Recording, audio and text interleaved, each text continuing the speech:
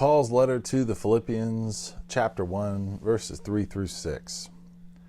I thank my God in all my remembrance of you, always in every prayer of mine for you all, making my prayer with joy, because of your partnership in the gospel from the first day until now. And I am sure of this, that he who began a good work in you will bring it to completion at the day of Jesus Christ. Oftentimes when Paul wrote to a church, he had the objective of course correction. There were major problems in the churches that needed to be identified so that the law and the gospel could be correctly applied to them. Just read Galatians, which is addressed to a church that had abandoned Christ by going after a different gospel. Or thumb through 1 Corinthians, which is written to a congregation that misunderstood church discipline, marriage, spiritual gifts, and taking communion, among many other things.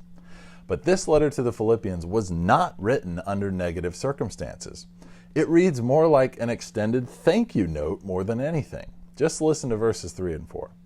I thank my God in all my remembrance of you, always in every prayer of mine, for you all, making my prayer with joy. Well, here Paul leads the way in praying for others. His prayers for the Philippians were frequent and full of thanksgiving, remembrance, and joy. What's interesting is that Paul arguably needed prayer the most. He was wrongfully arrested and incarcerated, remember? But he prayed for the Philippians. I've already mentioned that Paul's ministry in Philippi had occurred more than 10 years prior to this letter. But it's clear that no amount of time, separation, or prison chains could put a damper on Paul's joy toward this group of Christians. He was facing a tough situation, physically and mentally, and he handled it with prayer. Not only prayers for himself or his own purposes and plans, but prayers for others. His thankfulness to God for these Philippians led to true joy, joy that was not because of his circumstances. After all, he wasn't fresh off of a spiritual high at a Christian conference or night of worship. He was experiencing the joy of the Lord in jail. In regards to God's work amongst the Philippians, Paul had much to rejoice about. Their partnership went way back. In verse 5, Paul says, your partnership in the gospel, it had lasted from the first day until now. Paul's prayer for the Philippians was so filled with joy because of his long history of partnership with them. The Greek word used to describe their connection and their teamwork is koinonia. It could be translated as fellowship, communion, participation, or contribution. It comes from another Greek word, koinonos, which means a sharer, an associate, a companion, or partner. And that same word is used in Luke 5 to describe Jesus' disciples, Peter, Andrew, James, and John. These men had a fishing business together, and they were quite literally in the same boat, a phrase we use today, meaning that people are in something together. These disciples were doing the same work as each other, fishing, and they were doing it together.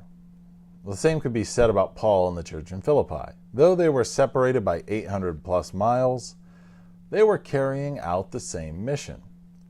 Paul was in the Roman prison system spreading the gospel, and the Philippians, much farther east in a region called Macedonia, were doing the same.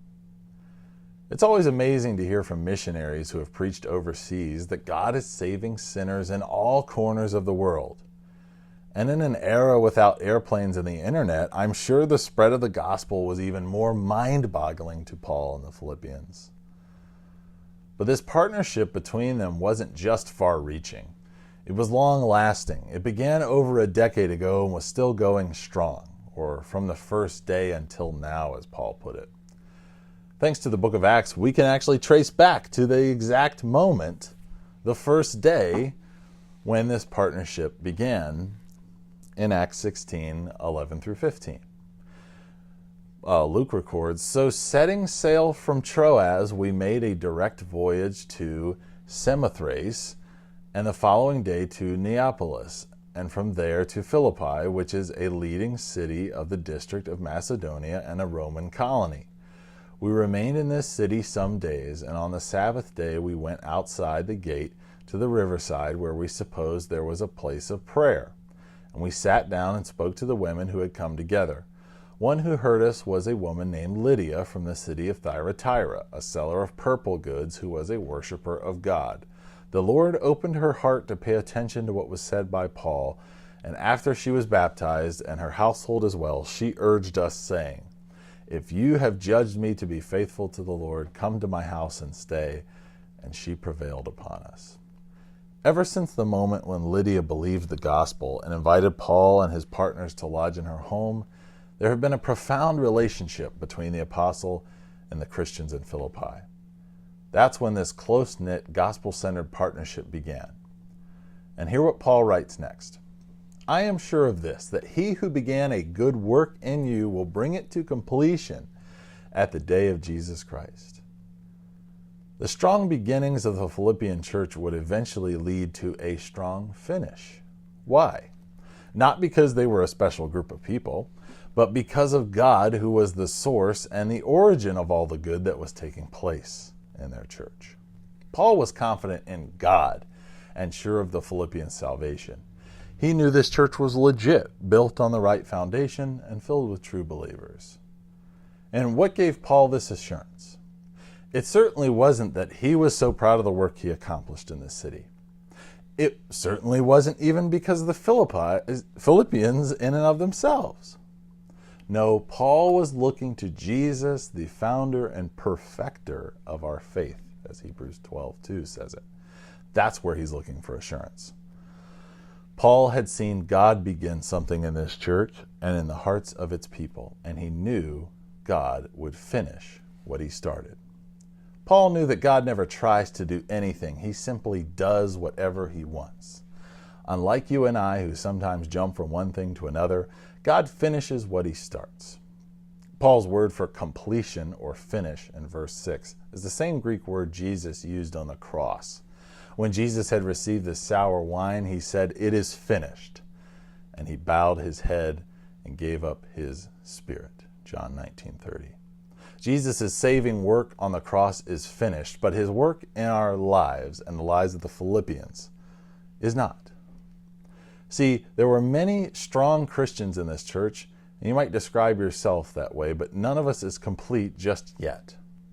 So if sin and spiritual defeat in your life has ever debilitated you, be encouraged with Paul's reminder that God is not finished working in you. He hasn't brought you this far just to give up. He didn't make a body for his son and send him to earth to live out righteousness in every way and have him die on the cross for you and grant you the time and power to repent, only to let you get in the way of finishing what he started. God is right now in the process of growing you until the day of Jesus Christ, when in the twinkling of an eye, you will be perfected. And this is only the beginning of the letter, but Paul already has us Christians looking forward to the end of time and being face to face with Jesus in a glorified state.